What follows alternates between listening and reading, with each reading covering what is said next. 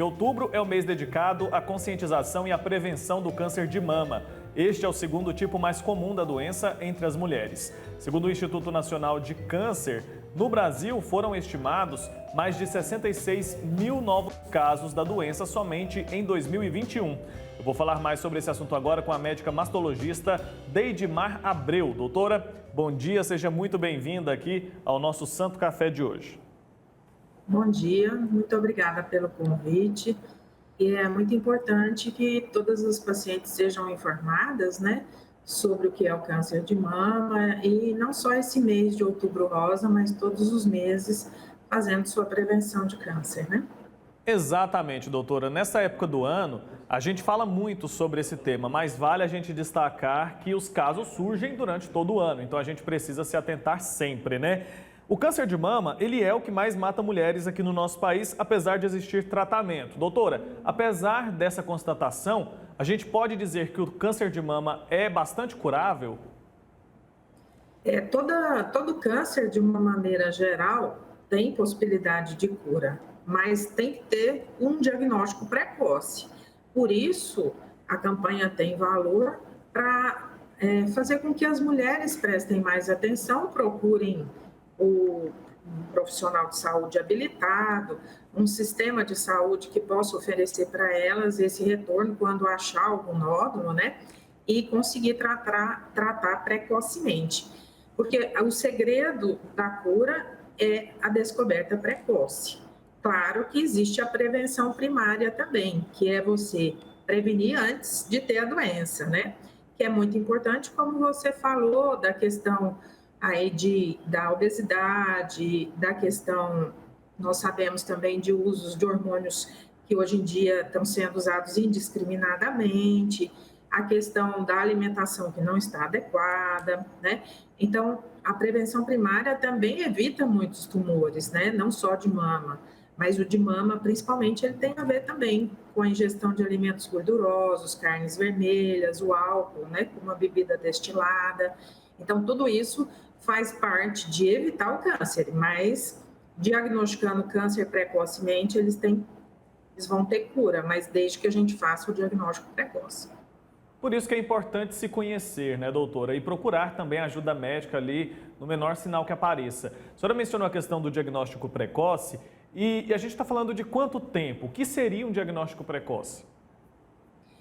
O câncer de mama, mesmo com meio centímetro, né, menor que 1 centímetro, ele já pode dar micrometástases e aí dificultar mais o tratamento. Então, o diagnóstico precoce, ele implica no sentido de que eu tenho que detectá-lo antes que a mão sinta, né?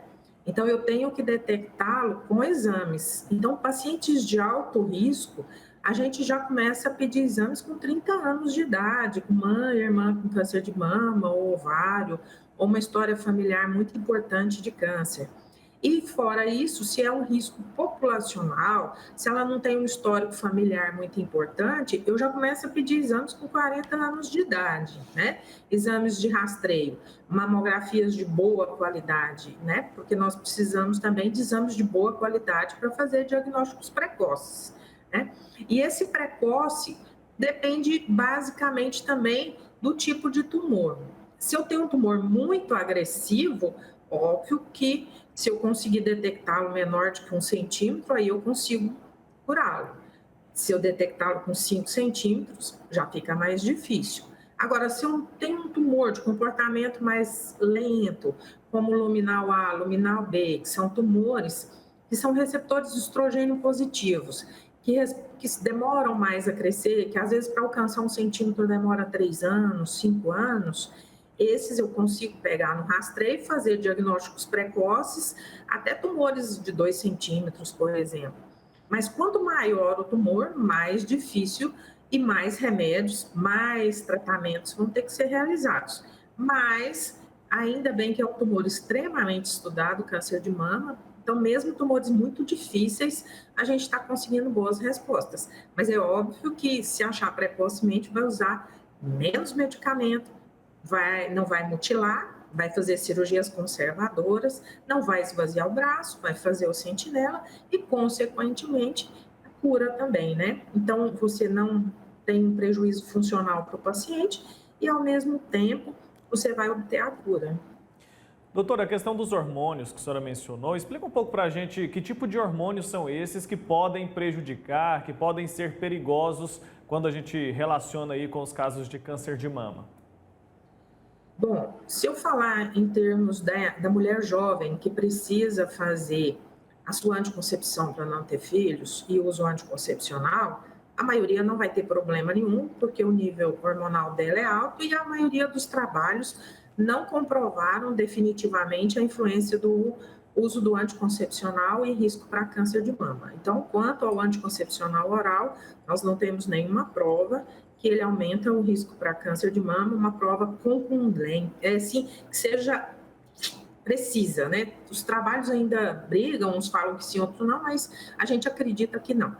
Agora, a reposição hormonal na menopausa, aí sim, eu já trabalho com uma mulher que já sofreu a exposição a vários agentes cancerígenos, que ela já tem várias células iniciadas na mama que normalmente estão em G0, ou seja, elas estão quietinhas, não estão multiplicando, mas já estão mutadas. Aí eu uso o hormônio da reposição hormonal, estrogênio e progestagênio, sem critérios, porque com critérios é diferente. Você faz uma mamografia, você avalia a história familiar do paciente, você vê se essa mama é uma mama tranquila, aí você pode usar de uma maneira consciente. Agora, você tem uma mama cheia de microcalcificações, o paciente tem múltiplos nódulos, tem um histórico familiar cheio de câncer, a chance que essa paciente tem muitas células mutadas na mama já é muito grande. Se eu usar o hormônio que aumenta a proliferação do tecido mamário, mas a proliferação também dessas células que estão naquele momento quiescentes, eu vou aumentar o risco para câncer, né? Fora o uso indiscriminado de hormônios, né, que estão sendo usados, que é o tal do chip da beleza, né? Que as pacientes aí sim, elas começam a usar indiscriminadamente. Eu tenho pacientes de 27, 28 anos usando chip de beleza. Por que motivo uma menina de 27, 28 anos, com os níveis hormonais normais, precisa de um chip de beleza, né? Agora, a gente tem que saber o que tem nesse chip, né? Muitas vezes tem doses excessivas de alguns hormônios e, inclusive, tem anabolizantes. Então, tudo isso tem que ser bem avaliado, saber o que está usando e saber os seus riscos, né? Se você sabe os seus riscos, você vai ter menos efeitos colaterais, porque a diferença entre remédio e veneno é apenas a dose, né? Com certeza tem que saber usar e saber se realmente vale a pena correr aquele risco, né, doutor? Agora, a questão da alimentação, estamos mais vulneráveis nesse caso, né? Porque o hormônio a pessoa opta ali, deixa de usar se for o caso. Agora, a alimentação é um pouco mais complicado, né? Explica pra gente que influência o que a gente come pode ter no surgimento de uma doença como o câncer de mama. Bom, a gente bate muito e ensina muito essa questão alimentar, porque hoje o pessoal só come proteína, né?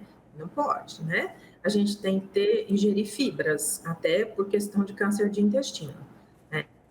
A dieta que a gente considera melhor é a dieta dos povos mediterrâneos, que tem muito peixe, muito azeite, né? Tem uma vasta quantidade de frutas e verduras, né? Nós temos que ter no mínimo 3 a 5 porções de de frutas no dia a dia. A gente tem que comer verduras, né? A gente tem que comer cereais integrais, né? Para que a gente tenha fibra e para a gente ter uma ideia, olha as frutas, que beleza, né? Hoje não há o costume mais dos jovens comerem frutas. A gente acordava e já ia para o quintal da casa da gente, a gente já comia uma jabuticaba, uma manga, uma goiaba, então a gente tinha o prazer de comer a fruta, né? Hoje, esses meninos mais novos, eles usam apenas através do suco, né? Eles não têm nem o hábito, e às vezes uma salada de frutas, às vezes, né? Imagina, na casca da maçã a gente tem pectina, que além das fibras, ela é protetora de câncer. Na uva, você tem resveratrol, que é protetor de câncer, né? São substâncias antioxidantes. Então, as frutas são essenciais, né? E quando você ingere cereais também, tem muitas fibras. Imagine o seu intestino que não funciona bem e que você ingere uma substância cancerígena. Se você tiver muita fibra, esse bolo fecal vai passar rápido, esse microbioma intestinal vai conseguir trabalhar melhor e não vai desenvolver o câncer intestinal. Mas se o intestino já é preso, você ingere pouca fibra, aquele agente cancerígeno fica em contato lá com a parede intestinal, você vai ter mais câncer, não só de mama, mas todos os tipos de câncer, principalmente intestino, por exemplo, né? Então, a gente já tem essa questão desde Hipócrates lá, né? Que ele falava assim, teu alimento será teu medicamento. Então, a gente está vendo muita gente malhada, mas que come só batata doce e peito de frango, né? Isso não é uma dieta adequada. É importante você manter seu físico, ou então fica tomando um shake, tudo bem, você mantém sua aparência, mas você mantendo sua aparência, você está saudável? A gente está vendo meninas hoje de 31, 32 anos com câncer de mama. Eu posso contar nos dedos as pacientes que eu tenho no consultório, mais de 60 anos. A maioria das minhas pacientes são tudo antes de 40 anos de idade com câncer de mama agressivo. Alguma coisa de errado está acontecendo. É claro que também você quer comer um morango que tem substância antioxidante, mas usaram agrotóxico nele. Você vai comer a soja, que tem genisteína, daidzeína, que ajuda a gente a proteger, né, de câncer. Mas aí o que acontece? Jogam agrotóxico nessa soja, você acaba ingerindo. O tomate tem licopeno, que é protetor, antioxidante de câncer, é uma das que mais tem agrotóxico. Então, óbvio também, a gente tem que ter um pouco de bom senso de tentar escolher alimentos que são orgânicos, né? Ou pelo menos que você tenha uma noção melhor da procedência dele, né? Então, assim, essa alimentação variada e principalmente baseada na dieta mediterrânea é importante, e a gente tem que comer também probióticos e prebióticos naturais para manter a flora, né? Então, a gente tem o kefir, a kombucha, que são probióticos naturais. A gente também tem a própria coalhada, né, que a gente pode ingerir todo dia, né, com bactérias boas. A gente pode melhorar o sistema imune comendo mais o cogumelo. Hoje, com a introdução da comida japonesa, né, no dia a dia nosso, a gente come mais shimeji, então a gente pode comer cogumelos Paris. A gente está melhorando a nossa imunidade, né? Então, assim, a alimentação, além de prazerosa, né, ela proporciona para a gente uma proteção muito importante.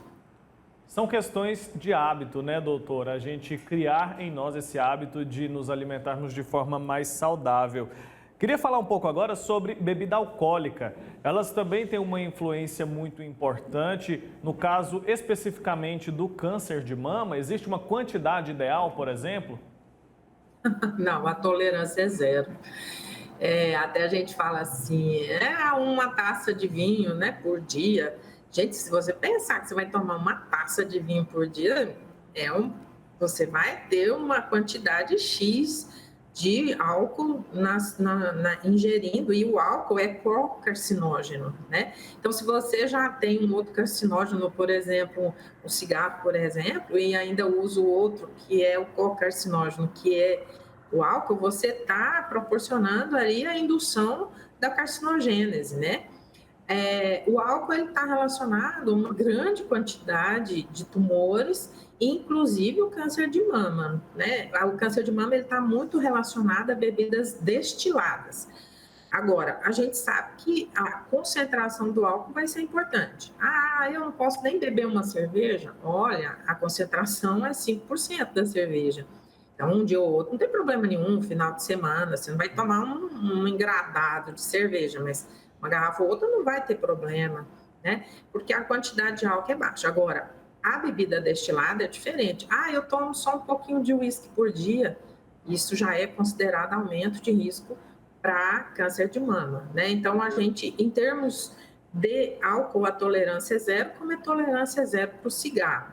Mas não quer dizer que se você fizer uso, né, recreativo ao final de semana, claro que não vai te causar. É a mesma coisa se a gente for falar numa salsicha. A salsicha tem reconhecidamente substâncias cancerígenas, Mas se você comer salsicha todo dia, provavelmente você vai ter uma chance maior de câncer de estômago. Mas você come salsicha uma vez ou outra, né? Então, o presunto, ele é todo processado, colorido, corantes artificiais, aumenta o seu risco para câncer. Você não vai comer presunto todo dia. Você vai ingerir uma outra substância, né? Um dia ou outro também não vai causar câncer, porque ainda bem que o seu sistema de defesa, né? Nós temos uma imunidade muito boa, de uma maneira geral, e que vai fazer com que o nosso sistema reconheça uma célula cancerosa e a destrua, né? Então, o nosso sistema também, ele é muito potente. Por que a gente tem câncer mais velho? Justamente porque o nosso sistema imune começa a falhar, né? Então, as pessoas mais velhas, elas precisam aumentar os cuidados ou não necessariamente? Sim, o que a gente ouve muito é que pessoas acima de 65, 70 anos não precisam caprichar muito na prevenção. Isso a gente tem que tomar muito cuidado com essa informação. Por quê? Porque são pessoas que, às vezes, para o Estado, não tem muito retorno mais, porque muitas vezes estão aposentadas e para o Estado ela constitui um peso, né? Então, tem muitos países que, principalmente, a saúde, ela assim, é o governo que paga, principalmente na Europa, por exemplo, chega uma certa fase em que diminui-se o rastreamento em cima dessa população. Mas não é que está diminuindo porque tem menos câncer, é porque é uma população que vai ser menos útil para o Estado, né? Porque quanto mais velho, mais chance de ter câncer, né? Então, assim, eles olham a questão da utilidade, mas a questão ali do indivíduo comigo no dia a dia, ele é único, ele é 100% único, ele pode ter 90 anos, ele vai ter que ser rastreado, né? Tanto é que todo homem, por exemplo, se viver 100, 110 anos, praticamente todos vão ter câncer de próstata. E se a gente imaginar câncer de intestino, 70, 80 anos de idade, a gente vai ter, no mínimo, um pólipo intestinal com uma lesão pré-maligna já. E câncer de mama.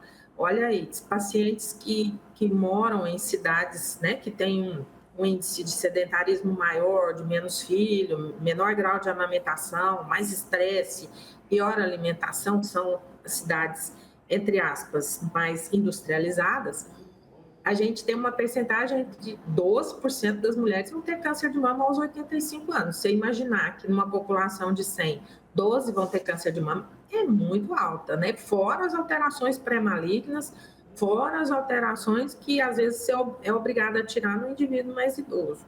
Então, a noção é quanto mais velho, mais risco de ter câncer. Tá? Agora, a gente entende que o indivíduo idoso também ele tem suas dificuldades, porque tem outros problemas cardiológicos, diabetes, né, hipertensão, alterações na movimentação, alterações neurológicas, tudo isso é avaliado, né? Que exame eu vou pedir para não incomodá-lo muito, mas deixar de examiná-lo, não. Porque a maior dó quando a gente vê uma vozinha de 90 anos com câncer de mama avançado, sendo que eu poderia ter feito o diagnóstico 5 anos atrás e eu curaria ela e não faria quase nada de tratamento. E às vezes ela com 90 anos fica sofrendo com tumor ulcerado, com mau cheiro, sangrante e com uma possibilidade baixa de tratamento, porque ela não tolera muito radioterapia, não tolera muito quimioterapia, né? Então, assim, temos que cuidar dos nossos idosos, temos que olhá-los, examiná-los, sim. Doutora, muito obrigado pelo seu tempo aqui. Deidimar Abreu, médica mastologista, obrigado pelo alerta. Provavelmente vamos falar mais sobre esse assunto aqui no nosso programa. Já deixo o convite para uma próxima oportunidade, tá bom? Abraço, até uma próxima. Tchau, tchau. Muito obrigada.